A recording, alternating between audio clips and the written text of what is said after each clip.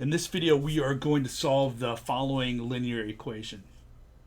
Okay, so the first step in solving a linear equation is to simplify both sides as much as you can. All right, and so in this linear equation, over here looking at the left-hand side, we can see we have a 6, and then that's time being multiplied by this 5 minus x, okay?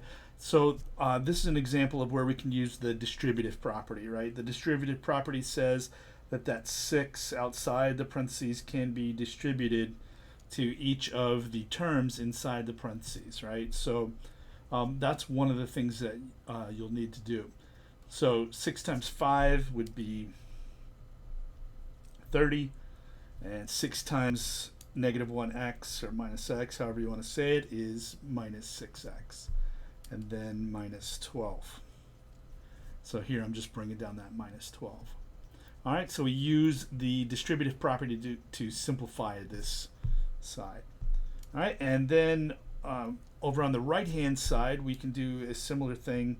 Here we have a negative 3 times the quantity 4 plus x.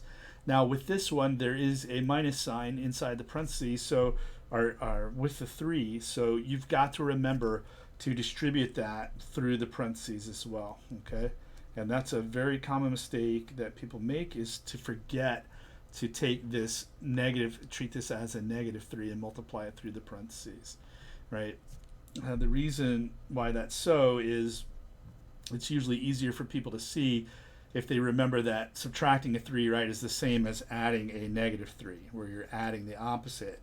So subtracting a 3 is the same as adding a negative 3. All right, and then that negative 3 would be distributed through the parentheses, okay? So don't forget to do that. So here we have a negative 3 times a positive 4. That's going to be negative 12.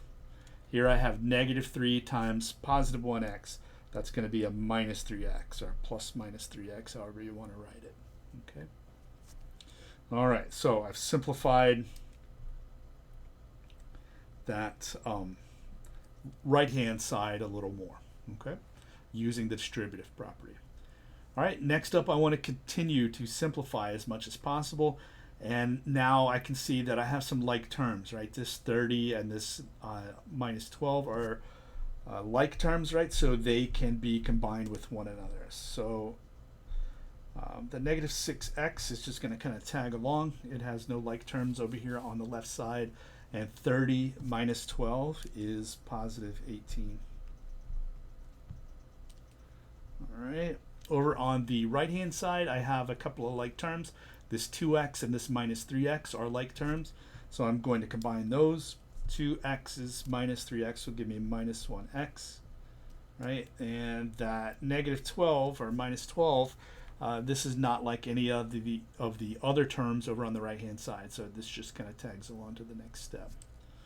All right. So now we have each side as simple as we could possibly get it, right? There's no like terms over here, no like terms over here to be combined. So now is the time where we want to use the addition property, right? Which says add or subtract the same number to both sides of the equation. And you will not disturb the solutions. So what I am going to do is add x to both sides. All right, so over here on the right-hand side, what's going to happen is that x plus a minus x, right, that's going to cancel each other out. Minus 1 plus 1 will give me 0 x's, right, and so I'm not going to bother to write that. I am going to bring down the negative 12, though.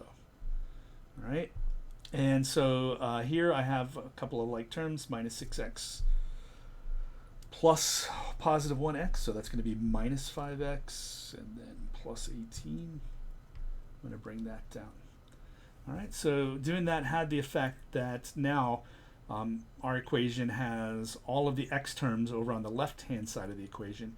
So what we want to do is continue to use the addition property to add or subtract the same expression from both sides of the equation.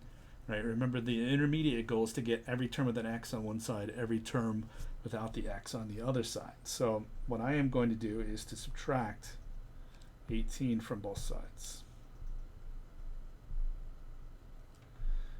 All All right, and then over on the left-hand side, that will leave me this minus 5x.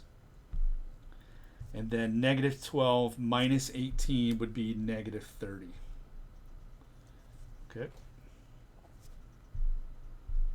All right, so now you can see I have every term with an x over here on the left, every term without an x over on the right-hand side. And that's where we want to get it to, right? Because then the next step would be to use the multiplication principle. The multiplication principle says that I can multiply or divide both sides by any number I like, except for 0, right? And it will not change the solutions of the equation. So I'm going to divide both sides by negative 5.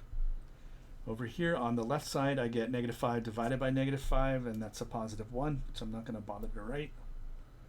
So positive 1x, and then negative 30 divided by negative 5 is a positive 6. Okay, and so I get x equals 6 as the solution of the equation. Okay, all right, that's it for this example.